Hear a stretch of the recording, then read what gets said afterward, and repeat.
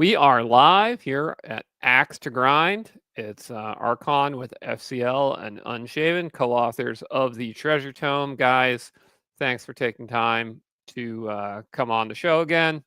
Had you each on once, now you're here together. Yeah, glad to be here.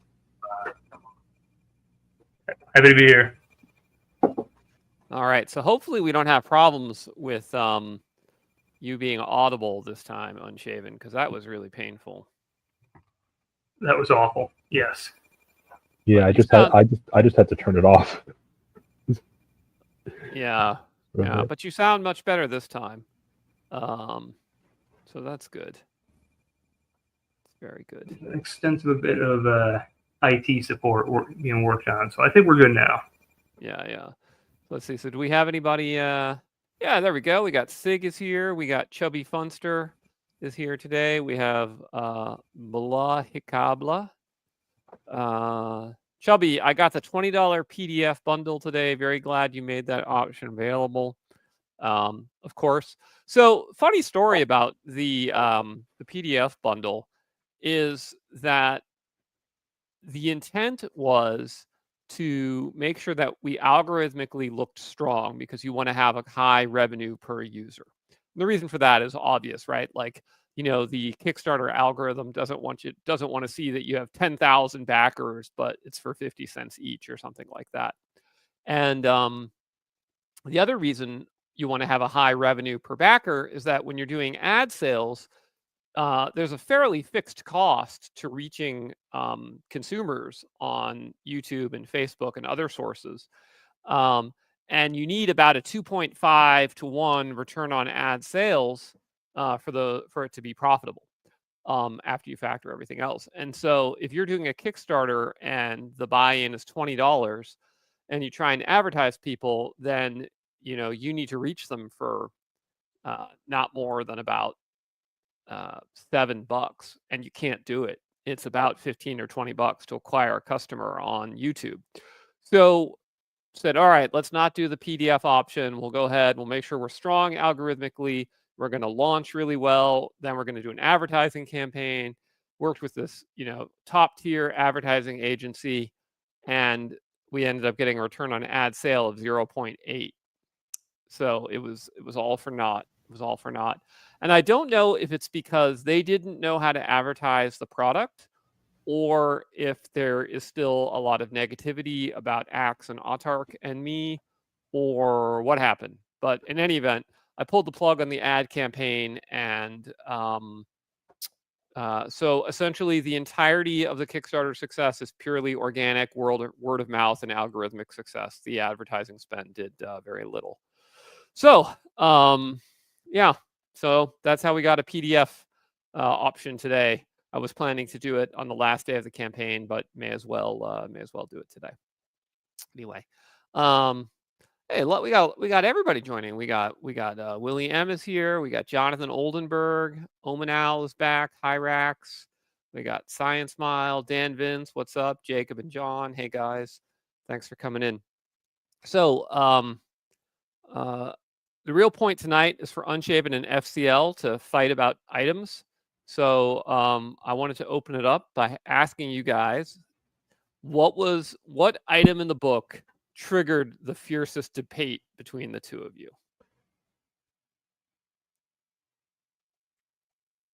Well, if we were allowed to include the things that ended up on the cutting room floor, cutting room floor, like all in anything, Yeah. Definitely terrible. Well, there was stuff that where we kind of followed certain heroic fantasy precedent that for stuff like shared dream and like really long range communication spells that like wisely you didn't put an ACKS II. Those were easier cuts. I had a big nasty ritual item for just really messing with someone that we ended up cutting. Where you hit someone with it physically and you say his name and then just hit his name, title, and deeds get carved into this tablet you smacked him with, and then everyone else in the universe like forgets he ever existed. Oh, so that's like the Guy Gavriel K. Tigana spell. Yeah, well, the idea was literally just like the Roman practice of damnatio memoriae. Yep.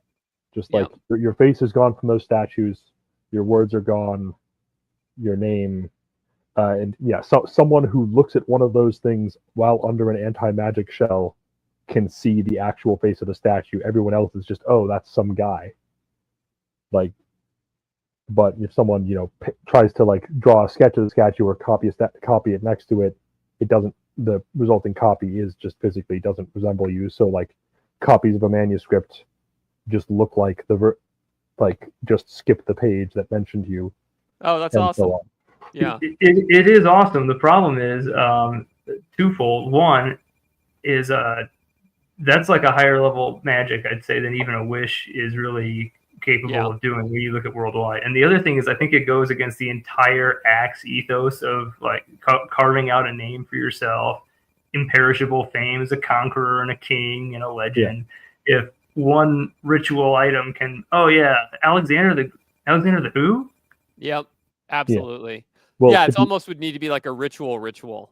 Yeah. Well, if the thing is, if after getting hit and note that if it's used against a living person, they get a save. But if you destroy this item that your name and record was sealed in, it all like comes back. So there's a chance. But anyway, we ended up not cutting it. The toy sword we definitely fought over. Tell us about the toy sword. Okay, so the toy sword is a wooden sword with it's painted to look like metal, and there's an actual real gem in the cross guard, because this is a magic item made for some like very rich 6-year-olds, and it's a concentration cantrip illusion that it's just a stick, but if you're hitting your brother with it, or the servant kids, whatever, it puts illusionary wounds on them with like blood and broken bones cutting through, and it's just like whatever like gruesome thing a 6-year-old can think of while he's smacking someone with a sword. And so this one had again double reason to cut. One was I was like, okay, this is absurd. If you found this in a horde, you're gonna be like Judge, can you just re-roll that one because this is dumb. It costs as much as the sword plus one. The other thing is, it's like still a 1,500 gold piece magic item. And I was like, look, 5K. It's cheaper to buy servants that you can cover with actual bruises. And, and have your kid practice hitting them than it is to buy this ridiculous little illusion sword. I think the other biggest one that we fought over was a spell that got pulled from ACKS II. And this is on several items. Wizard Eye. FCL loves Wizard Eye. Yeah. Yes. And has used a great effect. Now, our normal main judge for our group hates it. Has designed dungeons around it because he hates it so much. Yeah. It's a 500 piece shaft. You can't Wizard Eye down it. Yeah. Yeah, exactly. Like, I mean, he's got whole dungeon setups just so you can't Wizard Eye from the front door. But yeah, one of our and so I said, once Wizard Eye got cut, I was like, cool, these items have got to go, or got to get revised. And FCL was just like, no, make him esoteric. I was like, no, not happening. No, Wizard Eye is a bad spell, in my opinion. Yeah. Well, we have this one item that it's a jar of like pickled eyeballs, and if you eat one, you get a corresponding like sight power. So you eat the wolf eyes, you get improvision. You eat the bird eyes, you get eyes of the eagle, and if you eat the human eye, you got Wizard Eye. And now I think we're just changing the human eye to discern magic. Yeah, makes sense. But it's also just like your players find a jar of pickled eyeballs that detects his magic. Are they going to eat them? I mean, probably at some point. They're like probably a bunch of like murdering arsonists. I don't know. Some people play lawful characters. It should be the human eye. If it should be if it's a male eye, it's discern gist, right? Is what you get from it. And the female eye is find treasure. I went there. Let's see. So Mr. John Tate says, I didn't see any advertisements. So interesting point is that they actually nowadays, the ad agencies that have any degree of sophistication actually track who your existing fans are, and they exclude them from the ads so that they're not wasting money preaching to the faithful. So generally, people that are your biggest fans don't actually see your ads if you're targeting your ads correctly. Kind of wild. We live in the future. It's spooky. Let's see. Megarith 1-3 says, what kind of magic item would be required to prevent army leader sniping? In our first, we won a battle we should have lost by turning the bugbear leader into a camel. Nice. I mean, I would imagine something like spell ward. Charged spell ward item would do it. So yeah, it could be spell ward. It could be, specifically an item that gives you immunity to transmog or death or whatever particular effect they're hitting you with. It could be illusory duplicates. We found is really good against in play.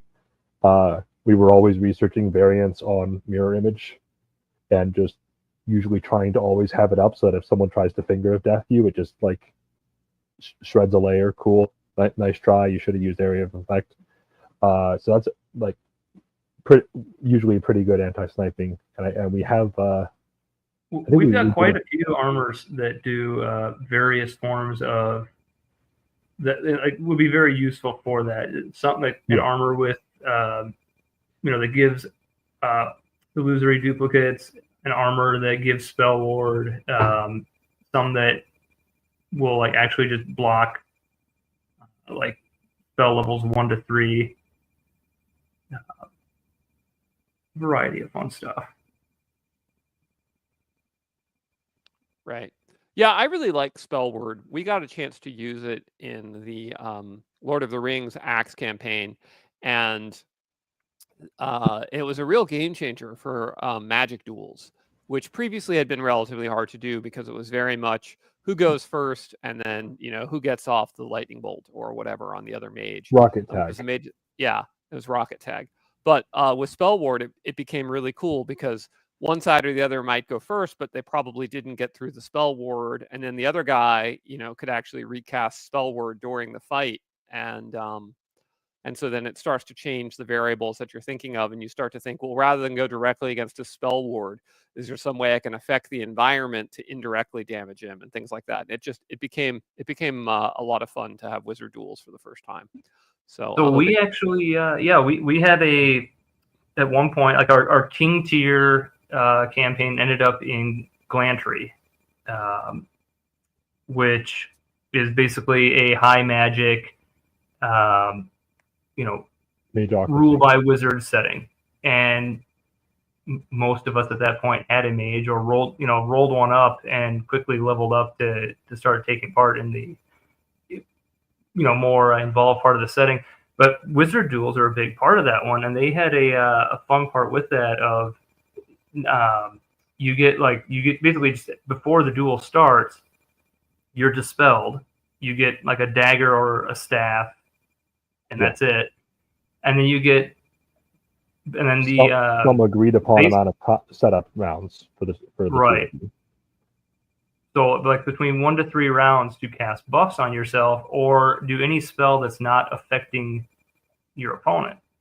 Yeah. So we've had things when we were doing some of these duels, like spell ward was a big one. It was a very common one to put up. Also putting up a wall or fog so that the other guy couldn't see what you were doing, especially if you were going to summon a bunch of, whatever kind of ally to your aid, and then turn yourself all invisible or something like that. Yeah. Those are a lot of fun. Totally. So Cellsock says he's never heard about ACKS until he saw the Black Lodge Games interview for the Treasure Tome. Now I'm backing it, and the base game hardcover is in an act of extreme fiscal responsibility. First off, we applaud that type of fiscal responsibility. ACKS is definitely a game for the fiscally responsible, so thank you. Joking aside, the Black Lodge Games guys, I think I probably owe them a beer at a convention at a minimum. Their kind words have sent a number of people to us, which has been fantastic. So Cellsox, thank you very much for backing us and for becoming part of the ACKS community. It's great to get new people. Ole says, that duel was awesome. I narrowly avoided a loss by guessing the invisible enemy will charge me and got off shield to block it, then countered with burning hands. That's good stuff. Yeah, turning invisible in a wizard duel, especially if it's not like stock invisibility and you've like researched, very short duration, but you still get to cast invisibility. There was this whole like sub game, like how much of my campaign time am I spending specifically researching spells that are terrible on a battlefield but good in 1v1 wizard duels. That's really cool.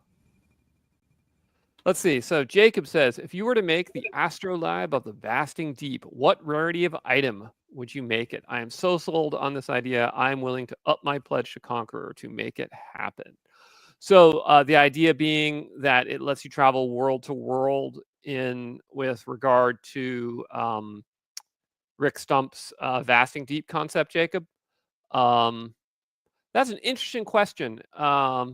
Because that is that's like similar to consonant transit. So that's a pretty expensive item. That's probably legendary or very rare. Yeah. If it you're only going to need a works, ritual. It's going to be a ritual. So if it only works once or twice, you could maybe have it at very rare, but otherwise it's going to end up being legendary unless, even with like heavy constraints on like what you have to do to planeship, it's going to be a ritual. Yeah, you know what though? We like Rick Stump. We like the Vasting Deep concept, and I had talked about wanting to encourage that kind of community.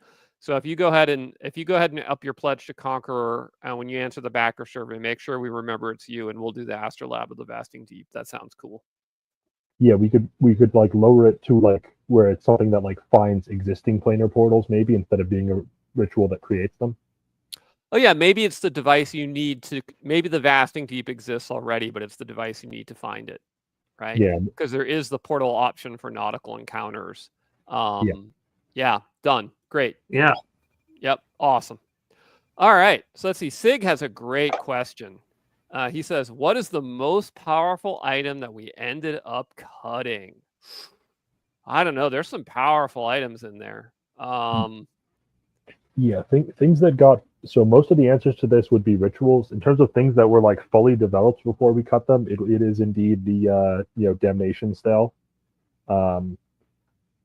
We had a few other things where we like partially fleshed out a mass combat ritual, and then for whatever reason, like it being too similar to one of the other ones, it ended up getting cut. But it's like, summon 10,000 soldiers for an hour.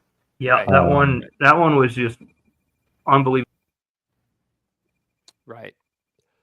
Now, did you guys hear about the folks who used a wish spell and they said, "Oh, the magic item can be worth 250,000, or Yes. I forget what the value is," and used it to create essentially, repeated iterations of a 6th level spell to like call a dragon, and so kind of call a dragon army. Kind of hilarious. Yes. So that was the Black Lodge Games, actually, their campaign. Yeah. So. Yeah, those guys have gone super gonzo with powerful magic item creation. I love it.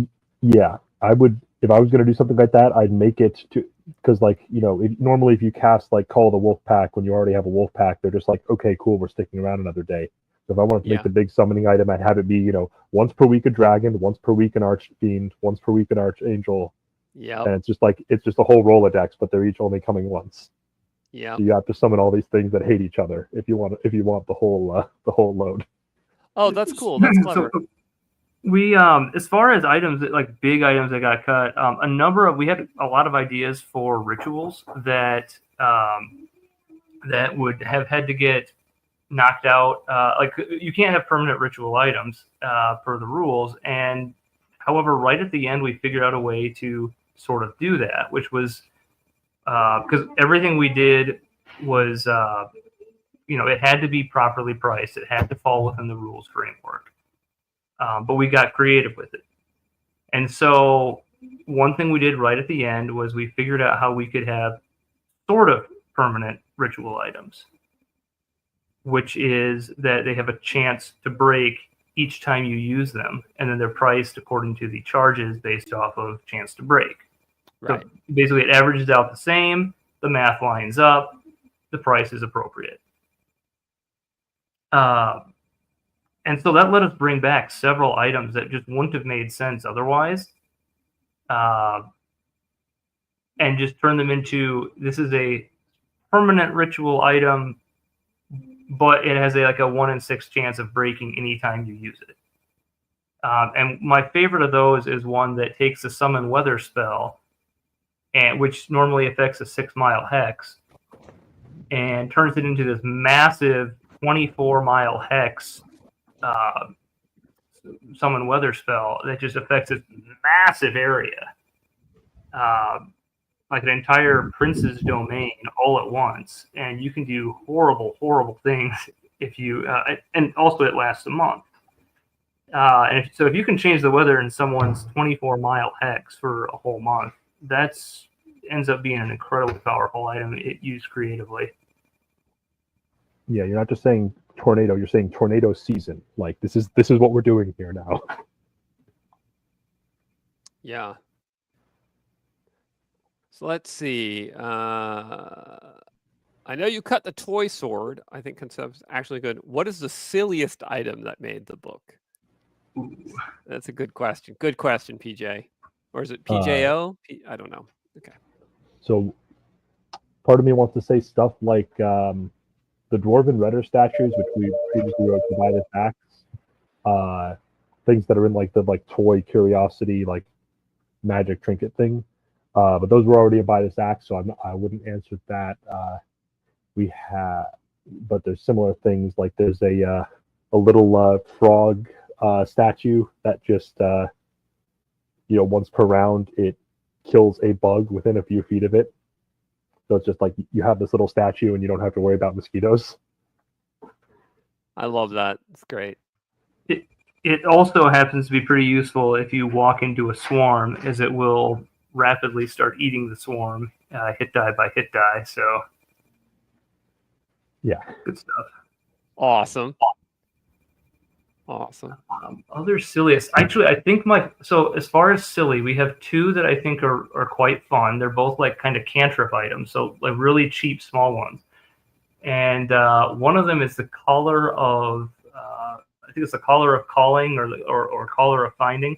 Anyway, it's a collar. You put it onto like a cat or a dog, and then when you clap, you hear it chime. It's for cats. Dogs would come when you called them. Oh, fair enough. Anyway, the lore for the item is that it was made for some sultan's wife, because she really loved her cats, and but then the wife died. He marries a new wife and ends up giving the collar to her, as in like putting it on her. And to great fun for everyone involved, until the Sultan strangely dies of some unknowable accident, and so do all his kids by the first wife, and the slighted Sultina takes power, and just fun. We also have a pot that you can put a plant into and direct its growth. Like basically just put a tree into the pot, put it next to a castle wall you want to scale, and then maneuver it over to where you want it to go. Yeah. Or put like a grapevine into it, and whenever you want a grape, just it leans over and puts one into your hand. Just cute, fun items.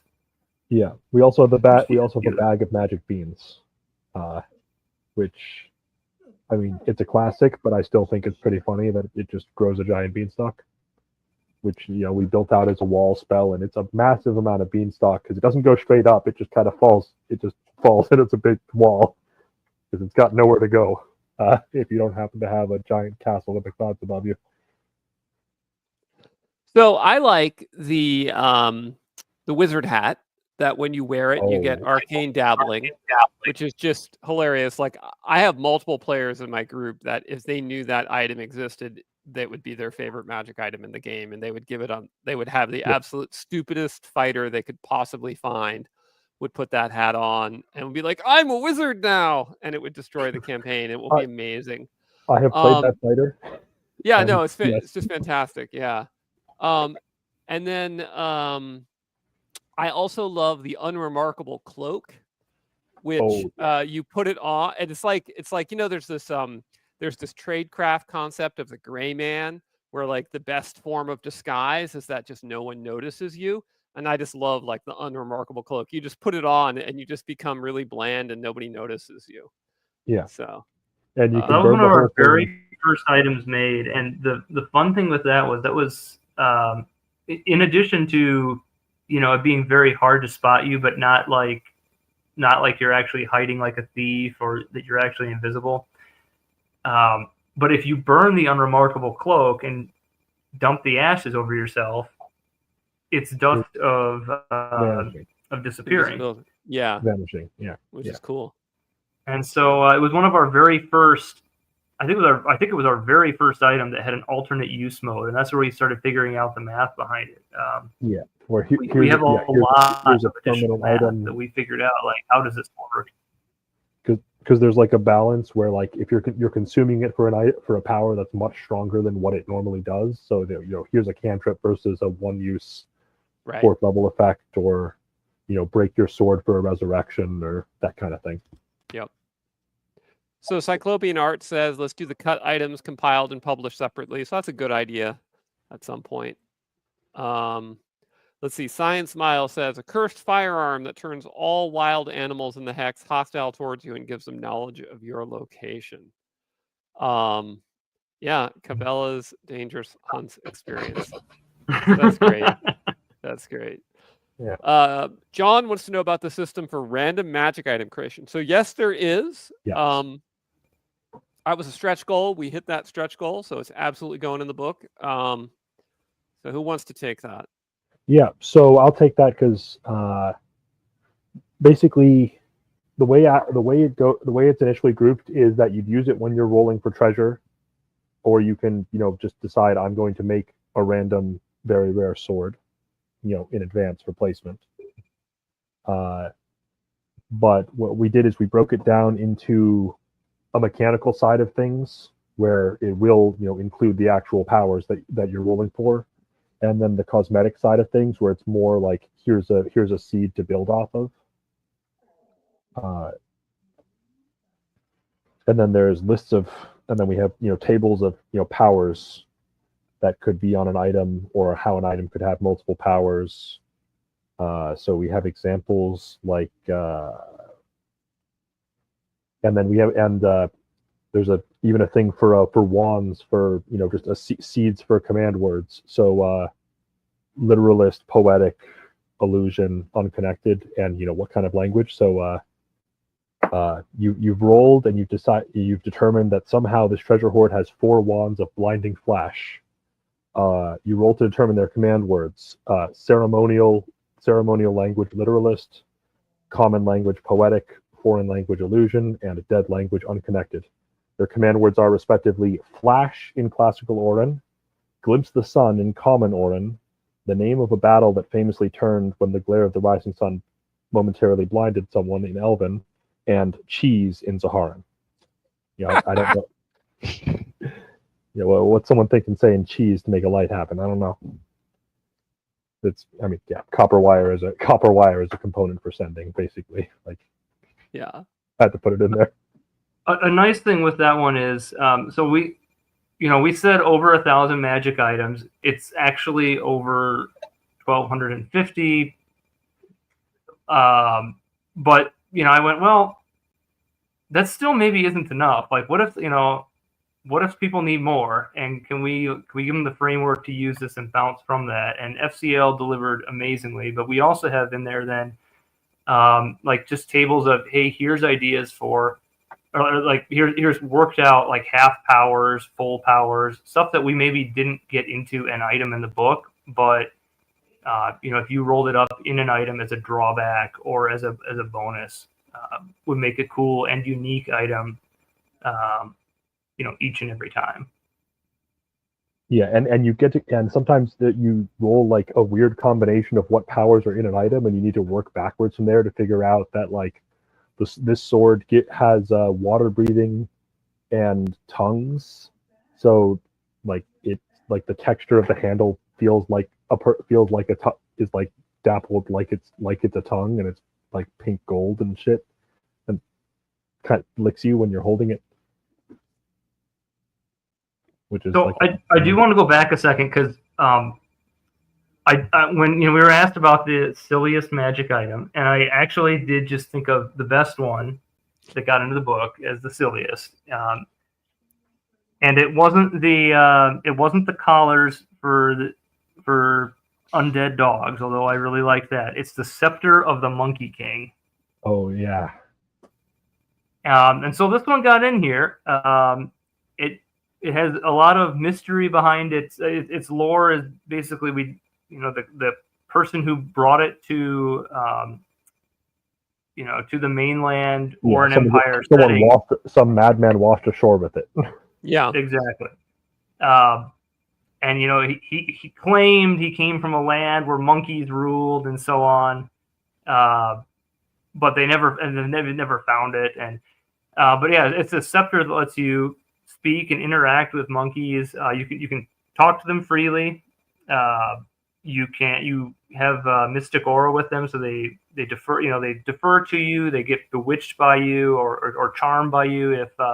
If you roll high, you can recruit them as henchmen. And then if they're going into combat alongside you, all of them within 15 feet of you have deflect ordinary weapons. So they're basically invincible to mundane weaponry.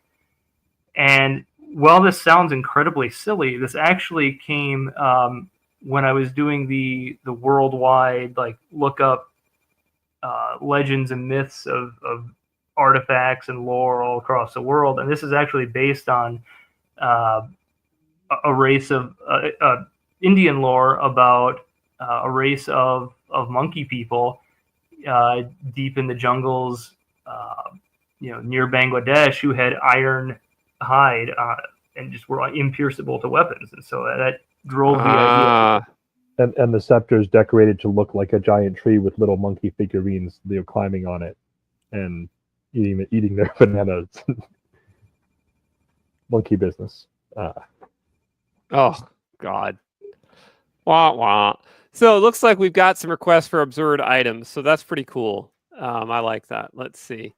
So a magical elephant ear. Place it next to your ear. Roll d6 on a 1. You hear tuba music. Otherwise, gain +4. This thing checks the ear. I think we do actually have a magic ear horn. We do. Do have a magic ear horn.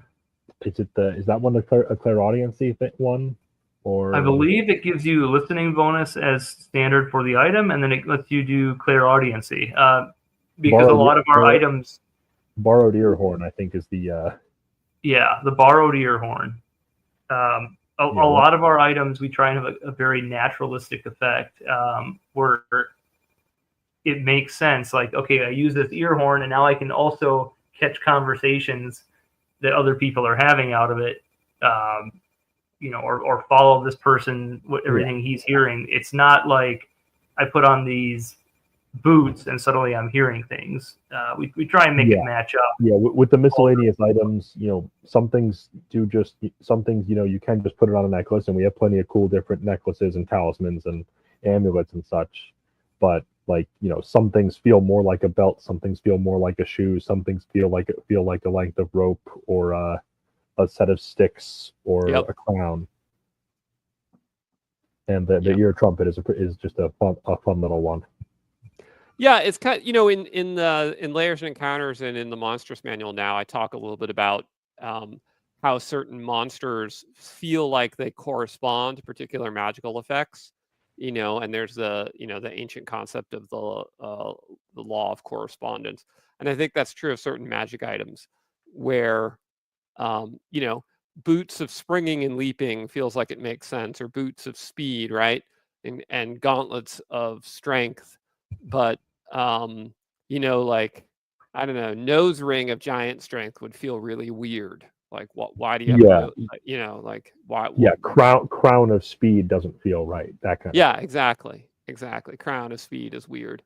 And I think it's something that's easy to overlook if you just got caught up in the mechanism and you Yeah. forget that you're also trying to match kind of a mythopoetic, Yeah.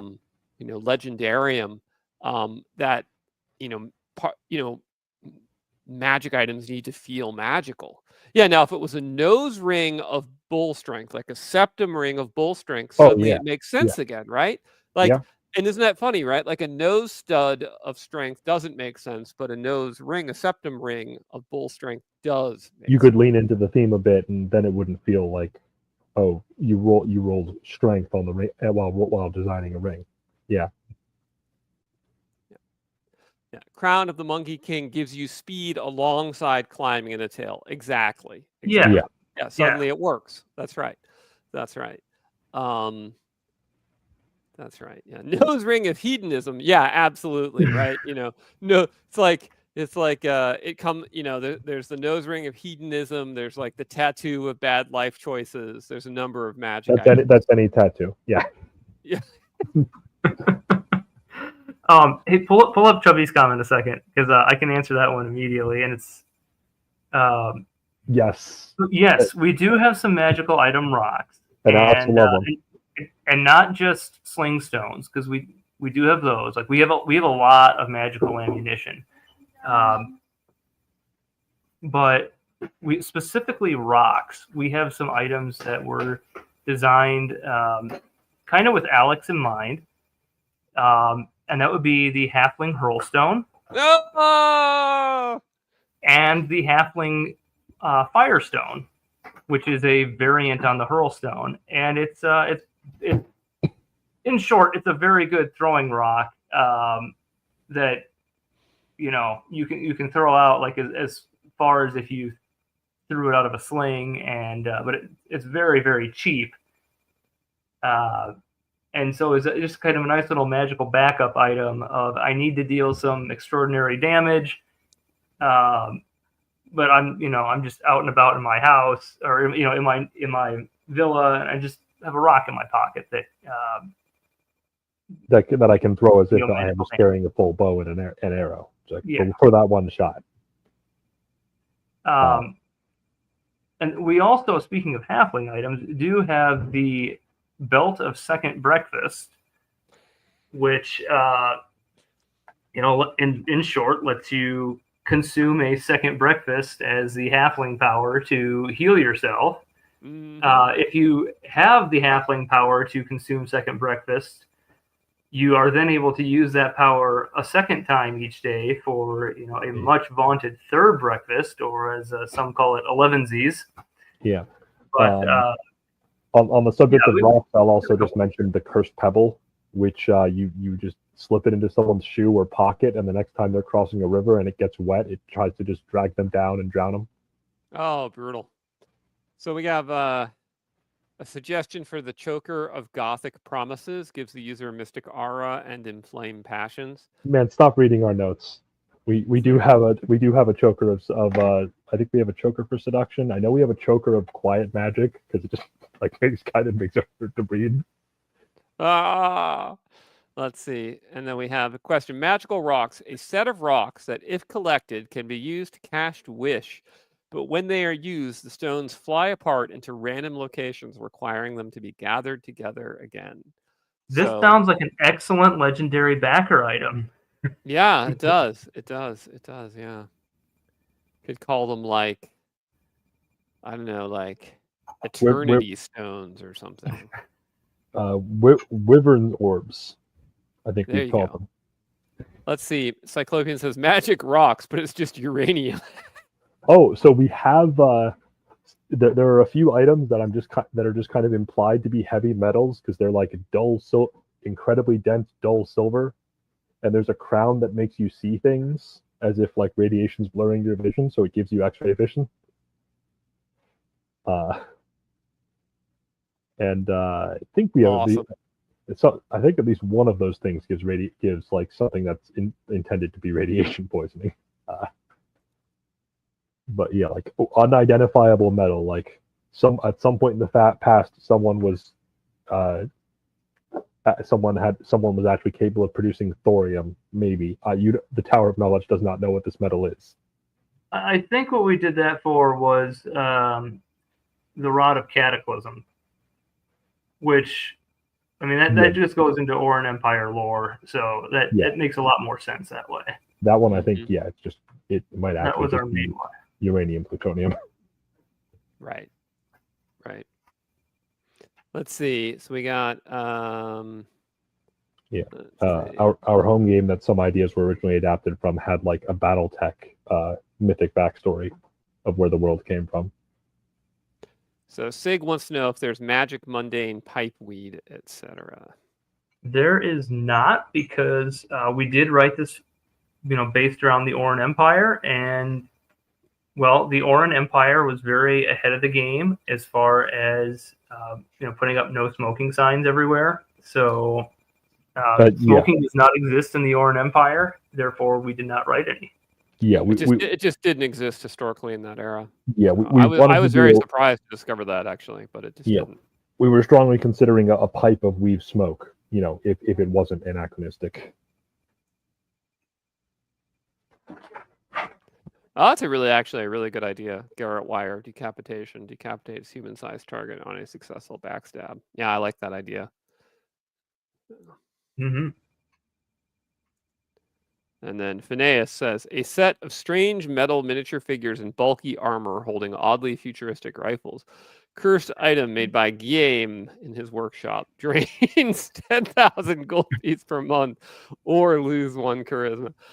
Yeah, actually probably drain 10,000 gold pieces per month and lose 1 charisma if it's got to just scale with however money you currently have. Like, there's no point at which you're safe. Right. Yeah. No, and the worst part is that every so often after you own the miniatures, like periodically there's a random chance per year that the miniatures stop working, but because you're cursed, you have to go back to Guillaume to purchase a new set of the cursed items. Yeah. Oh, well, no, I think it should gradually replace all your proficiencies with just like craft, art or craft for painting. Right. Yeah. Or lore. Knowledge. 40K. Sorry. Knowledge future. Yeah. Knowledge gaming. Because we did play Anomalous Sub. We had a game where I ran the Anomalous Subsurface environment, and there's a mini game in there where if you just have 2 characters, sit at the machine and press the button, and you roll dice, and whoever has the higher roll. Let me tell this one. This is my character. All right. So, spoilers for anyone who hasn't played Anomalous Subsurface environment, but several levels into the dungeon, there's this game board, and the 2 people who play, basically someone is going to be the winner, someone's going to be the loser, but you drain stats off of one person and add them to the other. And so I found this and I went, oh, this looks amazing. And had I had a PC with great stats, but I was like, hey, henchmen, let's have you guys play this game.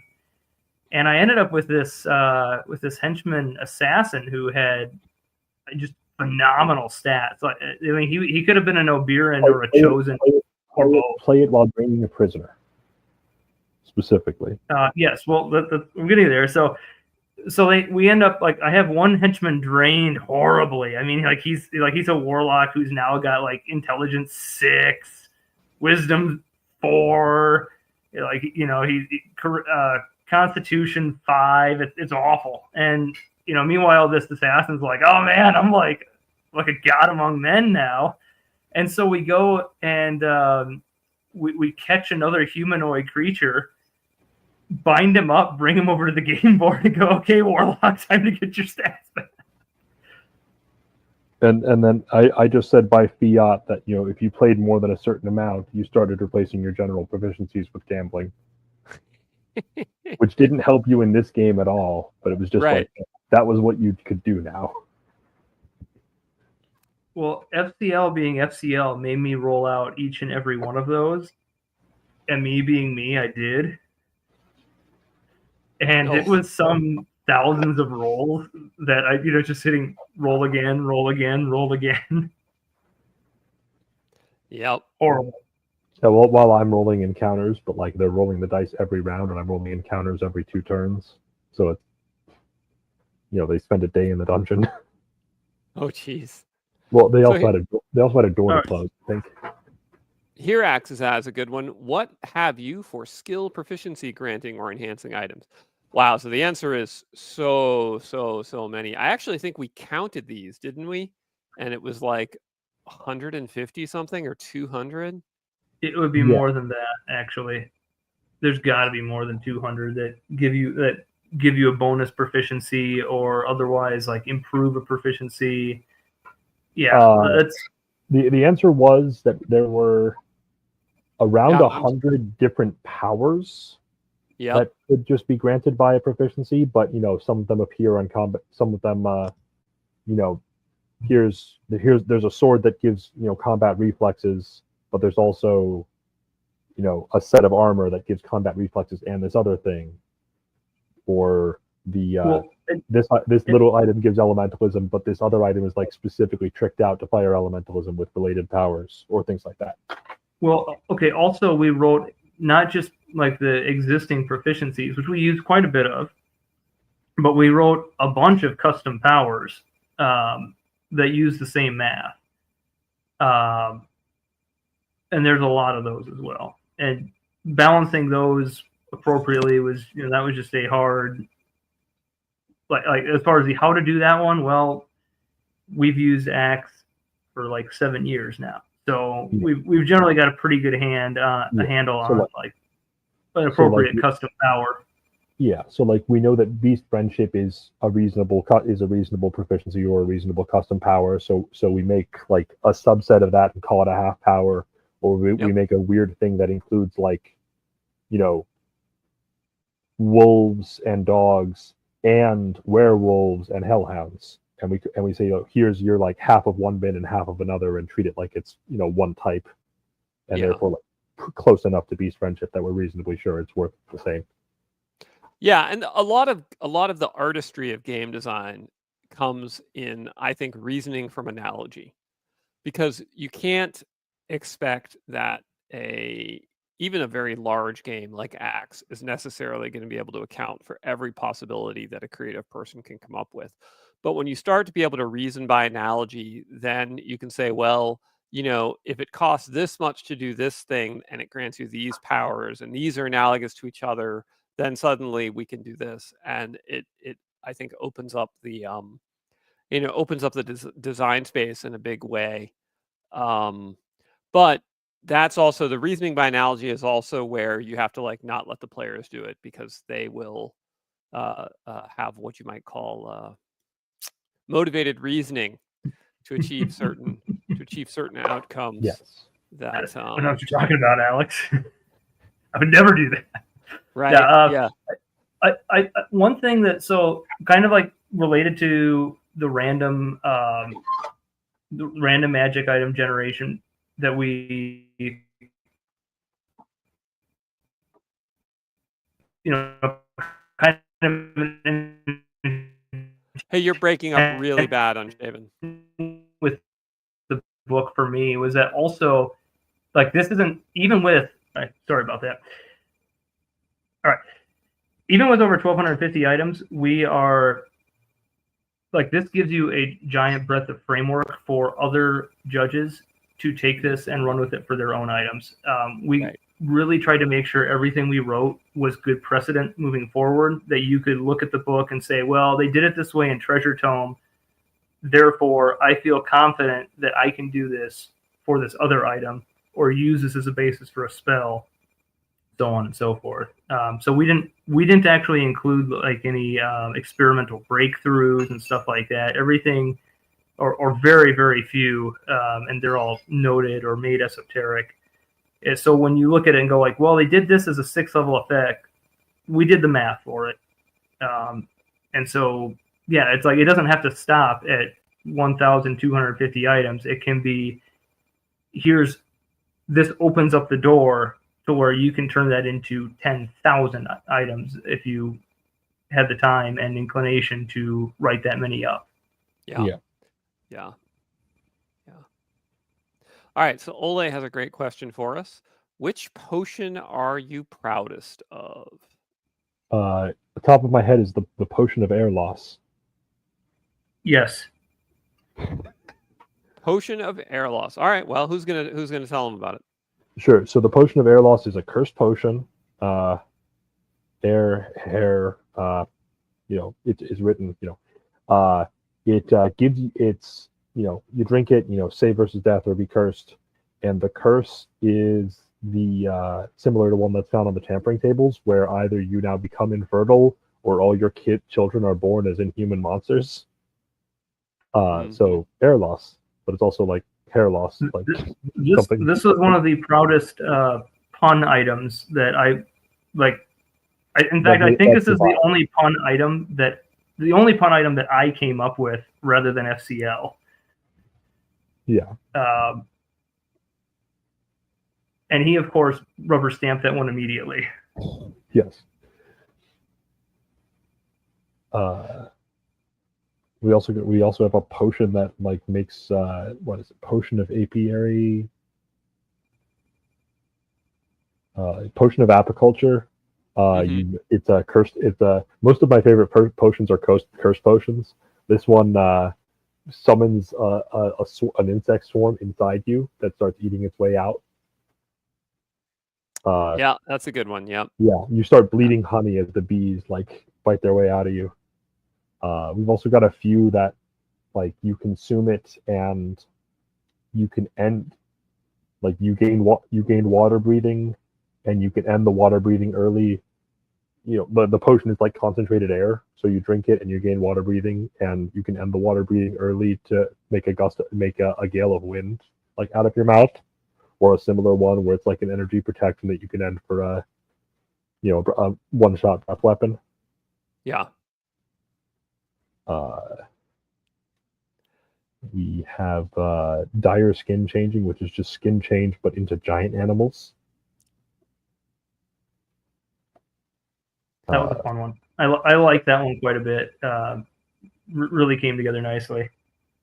Potion of fickle beauty, right? 10 years younger, but every time you take a mortal wound save, all the scars are one step worse. Yes. Cumulative with each drink. Like, come on. It's fun coming up with different variations on like existing both in game and in like in the mythos like high level items. Like there's probably another half dozen different ways you could do like longevity youth type effects. I'm like, what goes wrong? Like, does it slightly turn you evil? Does it make you incredibly easy to wound? Does every 10 years you take, do those 10 years get subtracted off all your other living family members when you steal some longevity? Like, yeah, that's a good one. That is a good one. So one of I think the most important book that I read prior to starting this project was this 50-cent one on DriveThruRPG called A Blessing and a Curse. Mm-hmm. And he went and just a really simple short publication that this guy put out, but he talked about how most of the really his strategy for making interesting magic items was to have, just as the title says, something good, something bad. And so that has worked very, very well for me for making compelling items that, again, it's like devil, I really want to use this. Is it worth the cost?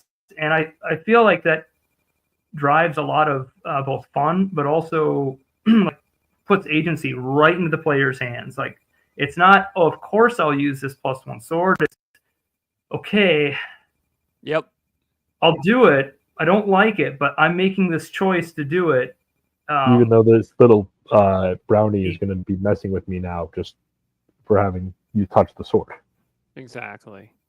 One last potion would be the Ruinous Remedy, which is it's either neutralize poison, cure disease, or remove curse. But whatever it removed from you, it gives you one of the other two now.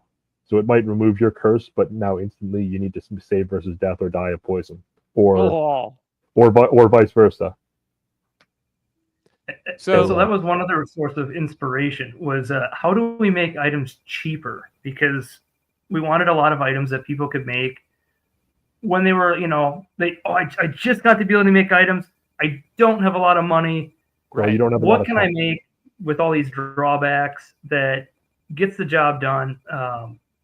Or this one, like, hey, this is half off, man. Like, it just has this little problem to it, but that'll never come up, surely. Yeah, at the end of your shapeshifting, you got to make a save where you don't quite turn back to normal. Yep, I love that one. You need to be alive for that to happen, so I'll drink it. So we got the Hair Club for Men. Yeah. So the obvious magic item here is so politically incorrect that we cannot actually even say it on the air. All right. On the air. Oh, I see what you did there. Yes. All right. What were some of your favorite sources of inspiration for item creation outside of the original ACKS world lore? Well, I can certainly say in doing ACKS II, one of the best treats was getting back to original mythology rather than kind of the photocopy of a photocopy of a photocopy of mythology that you see in a lot of games nowadays, where people who are ignorant of the original legends that inspired certain monsters or certain items are just copying what D&D did, and being able to go back to the original sources has been really refreshing. I don't know if you guys felt the same. That was definitely the case for that. We also have, joke items. I forget what we called the bell exactly, but we had a few bells. Well, the rocky one. Oh, we do have an item that's called the Champion's Bell. That if you ring it, someone who is the nearest person who's fallen down with a mortal wound has a chance to get up again. Yeah, but he doesn't. Hear FCL wrote that one up and then went, get up, you bum. After writing, I was like, Yep. That was immediately. It's like, oh, okay, Rocky, right? Yeah, it's the I didn't hear no bell line is particularly what I was like. Which is honestly I half know more from the South Park reference where the guy keeps getting into fights and just. The other thing I think would be as far as inspiration. So it's not the original ACKS world and lore. It's the ACKS spell creation tables, because I have pored over those more than I would say almost anybody else on this planet, looking for different ways that I can combine, into all sorts of different permutations, base effects, modifiers, into whatever weird way possible, and looked at every different way that, hey, this spell comes in just a little, just under the wire if we do it just like so, both as a player and as a judge, and then also while making items. There might be a few people who have done it more, but I've done it a lot for this project. And so like some really interesting stuff just popped up where it was like, oh, hey, look, we could do this way. This base effect, we could use it like so, combo it with this, and suddenly, ooh, we have a new item. And sometimes that meant making things less restrictive than the standard spells, because pretty much every transmogrification spell in ACKS II is built to work on man-sized targets or smaller only. So when we try to make something that like if we were to make something that gives your horse regeneration, we need to specifically like rebuild the spell to work on something that big. And we have a few things that are like saddles or spurs or something that I think we have a saddle blanket too, that are like specifically designed for like, now your horse is awesome. And I'm sure some people are into that. We have one that I really like is, I believe we wrote it up as a saddle.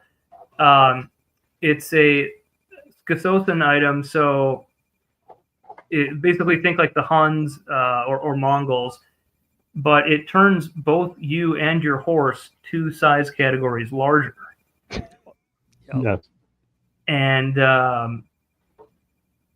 and that was a very expensive item to price out, but again, it worked by the rules. So I was like, well, hey, if I was a great con, yeah, I would definitely be willing to commission this and roll around on an elephant-sized horse while I'm the size of a giant and shooting arrows that are the size of a tree.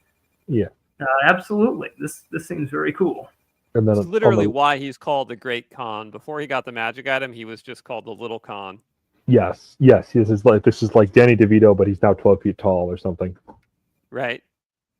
On the other side of things, with like the restrictions, we'll have like just to provide an example, you can have like a clairvoyancy item that that only works for spying on humanoids, rather than just creatures in general. Mm-hmm. And it's just that little bit cheaper that we can now say this is an easier item to make, and it's political intrigue rather than just spying in a dungeon. Is your target goal? Yep, the restrictions and the drawbacks. I think when I say a drawback, I do also mean a restriction. Like, hey, here's this armor that can let you, it'll grow wings and let you fly, but it only works while you have the daylight shining on you, because this is, Aminar's own blessing that is, the light of the sun that's letting you fly. That's considered a drawback as far as how we've priced it, the limited use. But right. I think it really can make items a lot more interesting and compelling when it's, it's not, yes, this is a +1 or an effect that you get whenever you want. You have to plan around it. You have to be strategic and tactical. Okay, that one's easy. The aspect of the spellcraft system. Yeah. The aspect of the spellcraft system that has been the most frustrating to work with is that we've been writing this as ACKS II has been in development, and sometimes I'll find that base costs or modifiers or so on have changed under my feet, and something I thought was good to go is like, no, not anymore. Absolutely reprehensible behavior. It's really not acceptable. Yeah. That said, like, they've all been changes for the good, and a lot of times, like, FCL and I have been the ones who have been pushing them. Like, is like, hey, look, we made this completely broken, awful thing. You probably should consider whether you want this to go into the final version of the game. Yeah. Should you be able to combine these targetings? Should you be able to, the overhauls on transmog summoning, where turning into a thing you have to pay by the slice for gaining its powers was very, very important. Yeah. I think the worst one I came up with was when we had a way to do what would have been a 6th level blast effect, but if you did it in death, you could make it 4th level. And that turned out it was just a simple, you weren't supposed to be able to combine this with this. These were separate tracks that you could go along that could not be merged. And that got clarified, but that also killed like 3 items that had already got drafted up. Yep. Again, for the benefit in the end was big for the system as a whole, but that could be somewhat annoying. Yeah. Well, I mean, if it's any consolation, it's much more annoying to have to rewrite the rules to fix these things. So, I don't doubt it. Yeah. All right. So we got a couple good items here. We got a couple good questions. Best logistics item and best item for ruling. What do we think? I'd say we've got a couple crowns that I think my favorite being the dwarf crown that was originally in by this axe. Crown of the Deep Mountain. Yes. Yeah. Which improves the morale of your domain, improves the urban craftsman's production efficiency, lets you divine with the ancestors, is of course, as with so many dwarf items, lost and who knows where it might be right now. And that one's cool because we didn't like most of the powers in it, if not all of them, were already like supported, and we like took somewhat obscure stuff that had only been in an Axioms article. It's just like, this is actually a really cool power if we slightly reflavor it for this application. Like we call our improved, instead of calling the improved productivity, public education, we say, oh, your dwarven craftsmen are better, and like the math is all the same. We know it's sound by precedent, but we get to like make a very different feel to it. All right, we have an important FCL question. also outdid himself on the write-up for that one, which is, I think, one of FCL's it's just greatest skills is he really has an ability to make items sound compelling and like put really fun lore and the dwarven pessimism of they made this incredibly beautiful thing, and when they struck the final blow, cutting the gem, the sun's light shined into it at noon, and now the day is like 1 second shorter, because that's how much of the beauty it took into it. And so like you got like dwarven like pessimism and decline wrapped up in here's how good they are at this. Exactly. So I actually don't even know what this question is asking. So now I can answer that one. I got it. Best item for Iunga and Ibunga until I don't need to Unga or Bunga anymore. Well, we've got a potion for that. Okay. It's called the Potion of Desperate Valiance, and we wrote up the Potion of Valiance for Judge's Journal, and so everyone who's already seen the Judge's Journal, it's basically our replacement for heroism, but it actually follows ACKS math. Although it was a very difficult and tricky one to math out because it was replacing where you gained levels as a fighter, and now it's like, hey, here's the equivalent bonus. Right. But now a Potion of Desperate Valiance, though, is like half the cost. It's just at the end of it, at the end of this turn of you acting like you're several levels higher than you were, and just smashing people left and right with your improved bonuses, make a save versus death, or your heart explodes. And the Desperate Valiance is based off the higher one, the Supreme Valiance. You're getting the top shelf effects. But oh my, top shelf effect for the cost of the of half cost. Just don't. I think only 2/3. It's only 2/3 because it's not like save or die at touch range is actually a fairly low level spell. And so which is what it was built at as the potion. But yeah, I mean, frankly, if you're still alive at the end of the fight, that's step one anyway. You got to get there, or it doesn't matter if the potion kills you. So yeah, drink it. So I need to pause here because I consulted Urban Dictionary to find out what he was referencing with regard to Unga Bunga. So essentially, it looks like, historically speaking, dating back to the primitive years of the late 2000s, early 2010s, Unga Bunga meant sex with a primitive woman, or it was speaking in a foreign language you don't understand, or a reference to a battle with mattresses from the Family Guy. But a more recent term has been in the fighting game community to describe playstyle characteristics that rely so heavily on offensive that nothing else matters. And then I assume that it is this latter term that that our commenter is questioning about. Yeah. So I've learned something new. I did not know that Unga Bunga now meant violent offensive. We do have an item that also meets one of those other definitions of the languages, which is the Ring of the Tower, which gives you tongues if you're in a settlement of size 3 or lower, but then gives you the penalty of being garbled if you're in a settlement of size 2 or higher. That's hilarious. Yeah.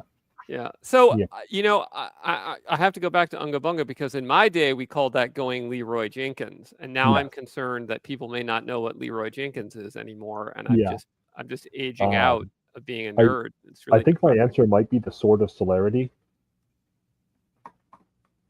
Okay. Yep. Which is Celerity, of course, originally the name in prior versions of D&D for the spell that you cast off a contingency before casting Time Stop. But the Sword of Celerity is just, I believe, just sword +3.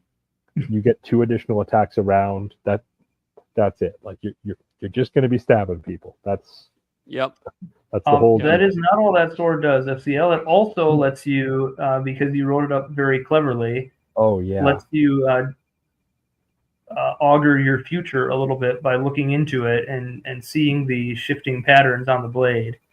And was there something else? Oh yeah. It's also triple your move, not just the. Yes, extra. But so again, like taking a base spell that already existed in ACKS and going, hey, okay, so this is a second level effect. What if we extend this further now? How much bigger can we make this? This isn't going in the normal spell list, but it can still go on an item. Yeah. Then like 6 level effect for 1 turn, you get 2 extra attacks. Huge effect. The wizard isn't going to cast that on you, Mr. Fighter. He'd rather save that 6th level spell for something fancy that makes him the badass. But for making an item, it's pretty damn cool. Definitely.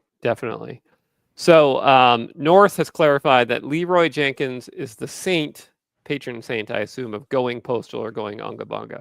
So this is great because what Leroy Jenkins did was going Unga Bunga. And so this brings it all together, and the world is healed.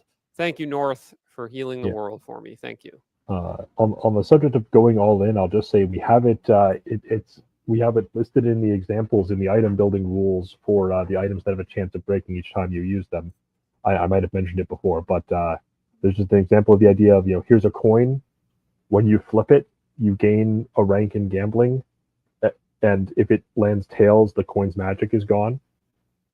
But you can just flip it a couple times in succession, get several ranks of gambling, and if you're lucky, the coin still works after. Right, it's great. So just going all in. I don't know.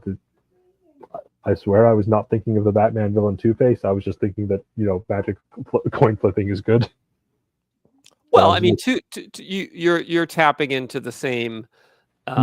The same mythology that Two-Face is tapping into, right? Like the concept of flipping a coin to decide fate didn't originate with the Batman villain. It started with trying to think like, okay, what's the lowest we can do for a chance of breaking, or the highest we can do for a chance of breaking, and it's 50-50 chance of breaking, cost the item as if it was 2 charges of the effect. And I was like, okay, what would make sense for a 50-50 chance? Like a 1 in 6 chance, you can just kind of naturalistically be like, that's the chance that it doesn't mean you're rolling a d6, but an actual 1 in 2 chance, hell yeah, flip a coin. In universe, that's what the item is. Yeah. So that kind of game mechanic is one of my very, very favorites because, and I've talked with this at length with Arbithrol and Second on the Discord, where I think the best games, the best types of agency in games challenge you in different ways. So a lot of focus gets given to challenging your prudence, right? Like, did you make the wise decision? Did you come up with a good plan? Things like that. And absolutely, that's great. But I think other virtues can be tested as well. And one of the best virtues to test is the virtue of courage. Do you have the courage to risk everything for this better outcome that is otherwise closed off to you? And a friend of mine ran this really house ruled version of GCC for us one day as a lark. and he had house ruled it that basically after each attack, you could have a chance to miss the attack or to increase the attack's damage, and you could keep doing it as much as you wanted. So like imagine like a cleave chain, but on a single target. And so you could be in a situation where like you'd made the attack 6 times in a row, you were going to do 6x damage, but you know, you knew if you could get it up to 7x damage, you definitely kill the villain. You know, do you take that risk? Do you go for that next flip? Like that kind of mechanic is just so fantastic. I think, well, it is for a certain type of player like me. North Scorpion second, I think, really dig that kind of a game mechanic because it rewards, you know, the going all in that can otherwise be left in the cold if it's always like, oh, this item just has charges and you can use it this much, and this is if you're using a charge, you know how much you're expending, and like you can penny pinch. But like if every single time you use the item, you're going all in, and you're saying, you know, I'm willing to have this be the last time I throw a fireball with this weird wand. Yep. It feels different, even if the math is the same on average uses. That's right. It feels different. The other thing is too that it inspires people to use their items a little more, because I notice this is a personal failing is I tend to not like to burn charged items. You know, like, well, I might need this later. Maybe it's just you know, natural miserliness. I don't know.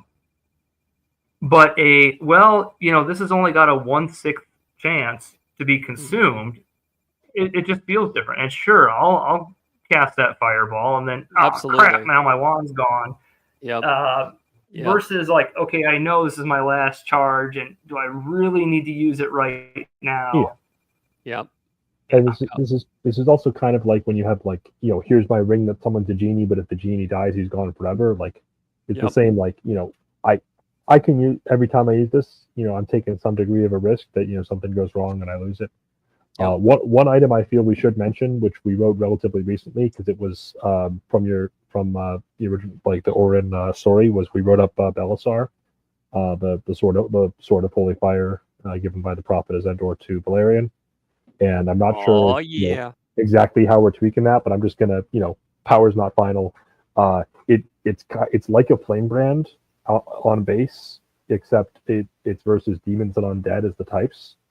And the light is stronger. It's as perpetual illumination.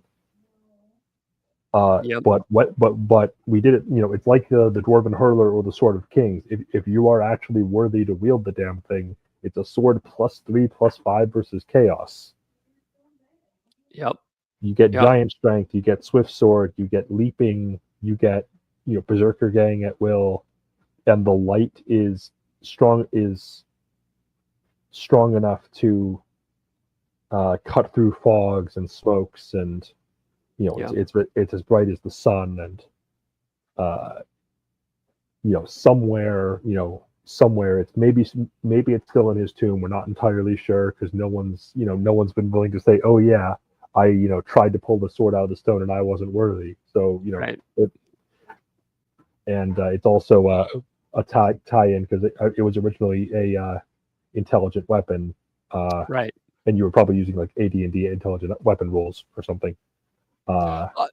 In the original campaign, Belisar, as it appeared in the Yarn Empire, was in Valerian's tomb. It was an intelligent weapon using the BX rules. BX rules, yes. And it had the extra damage power, which gave an extra D10 damage, and which was its extraordinary power. And then it also had the special purpose against chaos, which made it do extra damage. Yeah. And so it was just, you know, the character Marcus, the fighter, had it, and it was just an absolute beast of a sword on the battlefield. So you know, it was just a matter of wanting to update that to ACKS II rules, since we hit the stretch goal for the developmental weapon rules, right? Right. So we like. Now I think you also said that was a very annoying sword for you as a judge because like it stripped your players of agency or something. No, so I made a mistake in that I considered a mistake. I mean, you know, as I made it a fully intelligent speaking sword that had been with Azandor and Valerian the whole way through the Empyrean War, and so the sword knew everything. So they were like, oh, where's the city of Zahar? And the sword was like, oh yeah, it's over here. You know, oh, who's this guy that we just killed? Oh, he's this dude, right? It was and you know, in retrospect, there's other ways I could have handled it, but it really soured me on it because they spent a lot of time just talking to their fucking sword. So yeah. But yeah, I like what we did writing this up, where we said, yeah, you know, in the hands of a 14th level fighter with 18 strength, or someone on a holy mission, or something like that, the sword gets its full powers. But then we have a note at the bottom saying, yeah, this is an empathic developmental weapon. You know, if you're using those rules for how the item is, you know, has a drive and wants to do things, you can instead, you know, have the sword reveal additional powers for each level gained in the hands of a lawful wielder, like how weapon identification and naming is in heroic fantasy. Right. Yep. And then once you've got it fully unlocked, it will actually start continuing to grow as a, you know, empathic weapon. Yeah, it's very cool. Fig has a good question here. Oh, actually, I wanted to go back a point. We were talking about charge versus random depletion items.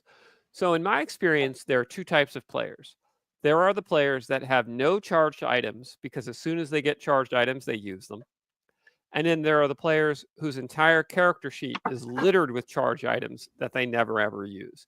And I see this all the time in my group, right? Like we have one player, you give him a charged item, you know, he has a wand of fireballs, be like the first thing he's like, oh yeah, I get to use my wand, blam, blam, blam, you know, and then 3 sessions later, he doesn't have a wand of fireballs anymore. And we have the player, Eric, for instance, you know, we'll end the campaign and you'll be looking at Eric's character sheet and you'll be like, Eric, you have 36 potions of healing. He's like, yeah, I just, you know, never felt like there was the right time to use them. And you'd be like, Bob's character literally died last session because nobody could heal him. He's like, oh yeah, I hate using potions or whatever, right? Like that's it. Yeah. There are the only two types of players with regard to. Yeah. I've never seen someone who doesn't fall into one of those two camps. Yeah. There's a middle ground on items where the player isn't the one who gets the choice on using it because it's like a scarab of protection. It's just like it burns charges when it helps you. We went through a lot of those. Yes. In some of our games. The other spot I found where even I like, and again, as someone who was the hoarder of items, is if you're doing like a big alpha strike. Yeah, like if you're alpha striking somebody, then it's like, okay, spend whatever you need. You know, we need 20 sips of potions of invisibility. Yeah. You know, we're allotting 15k in dust and potions and oils, so that we can roll into this fight with all our spell slots left, and everyone's invisible and hasted and sharpest. So this is okay. So another point you notice is that for whatever reason, I'll be curious if you guys have seen the same. Players consume items that they created differently than they consume items that they found, even if it's the exact same item. It's the weirdest thing. Yeah. But like if you make a potion of healing, they'll be like, oh yeah, I just drank the potion of healing that I made. But like if you find the potion of healing, you're like, well, part of this makes sense is that once you've made it, you have a formula for it in ACKS. So it makes sense that you're more willing to use that than that thing you found that you haven't reverse engineered yet. Yeah, but it continues to linger even if it's not it's just the funniest thing. Anyway. Yeah. We mostly saw that we like FCL and I just will not use a spell or a scroll or a potion until we've made a copy of it, if we can at all help it. Yeah, just doesn't happen. Like you need to you give my 3rd level mage a scroll of fireball, he will die with it unused because he's planning to learn fireball when he makes 5th. Yep.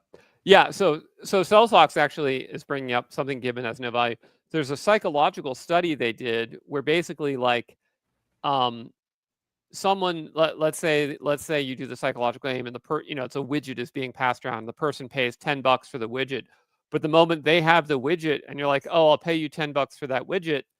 And 5 minutes ago, they thought $10 was a fair price for the widget, but now they own the widget. So they're like, no, man, I want 11. And this has just been like repeatedly studied and found to be true. So yeah. Let's see. So, I mean, that's just a bid-ask spread. Everyone has their own internal thing. Like, if I was indifferent to having $10 or having this, I wouldn't have bought it in the first place. So yeah, give me 11. No, it's not. They Yeah. correct for the bid ask. It's not bid ask spread. Correcting for that. It's actually, there is that, but it's actually that when you own something, you immediately raise the price from what it was worth to you before you owned it. Sure. Sunk Yeah. cost fallacy. Yep. There is someone asked that for about sure. situational items. What do we got that's a good example of that? We have, of course, like, clairvoyancy on humans, or talk to rodents, or... I got one. I've got one. Here, we've got a kind of one of those, the cute items, but depending on how you use it, it could be useful, quite useful, is we have a shepherd's crook that lets you find domestic animals. And so like it could be, Blackie the sheep, or it could be, just the nearest sheep to me, or pig, or, whatever, but it has to be a normal domesticated, or, hey, but again, does anyone within 2 miles of us have a horse? Yes, because you can use it for scouting, and it's written up as hey, this is for civilian shepherds who were greatly favored by the king. But you can also send out your scout and go, yeah, where's that cavalry unit? Where's his horse?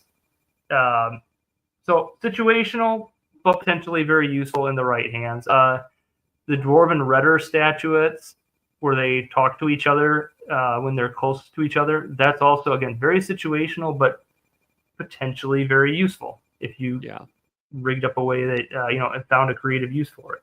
Yeah, someone opened this door, so now the statues can see each other, and now you have a noise alarm from a distance. Right. Awesome. All right. Well, we have come up upon our 90-minute timeline here for these. I try and keep my streams to 90 minutes. So I think most of you guys who are here are already backing the project. If you're not, if you're just tuning in, Treasure Tome is available for 3 more days on Kickstarter. Please jump in and support it. We are inches away from hitting the $110,000 stretch goal, the final stretch goal. If we hit this stretch goal, it will be the first project I've ever done where every stretch goal got hit. So that would be really a meaningful milestone, because I always put one stretch goal that's just like that. I don't expect I'll hit this stretch goal, and so if we hit this one, that would be a really big success, a nice milestone for us. And and I guess if you're on the pipe, sorry, one last thing I was going to say, if you've been sitting there thinking about, do I want to have a custom item? I hope this talk has persuaded you that you should invest a little bit extra to take it up to Conqueror or King or Emperor to get that custom item. And there's only one Cosmark slot left, so you might want to get it now. Yeah, if you're thinking about being a Cosmark, there's only one opportunity left to be a Cosmark. So jump in. You got 72 hours to be a ruler of the cosmos. Old King Cole, we do have rechargeable items, including we have some stuff that's set up where the first use every day is risk-free, but then the second or the third use, has a chance of it popping. There's more questions, so we are on the Discord if you've got them. If you pop over to the ACKS Discord, we're happy to chat and keep the conversation going. The short version is, for those last ones, yes, that's kind of like the items that grow over time work similar to the naming arms and armor. Yeah. So. All right. Well, Unshaven, FCL, thank you so much, guys, for carving out time to come on the stream. Really appreciate it. And obviously, thank you so much for all the hard work you put in on various magic items. This is your 3rd book of working on magic items for Autark. So, because you did Buy This Axe, and then Treasure Tome, or Buy This Axe, Judge's Journal, and now this one. So, definitely at this point are, I think, the most experienced axe magic item makers in the galaxy. So, I really appreciate your guys' efforts. Thank you for that. Yeah, absolutely. Thanks for having us on. Yeah, absolutely. All right, everyone, thank you for joining us on the stream. We'll be back next week for another Axe to Grind. Next week, I'm going to be being joined by author Tom Kropman, semi-notorious and legendary figure, author for Baen Books. And he has a new book coming out that we're going to talk about. And so I hope I'll see you guys for that one next week. Bye for now, everybody.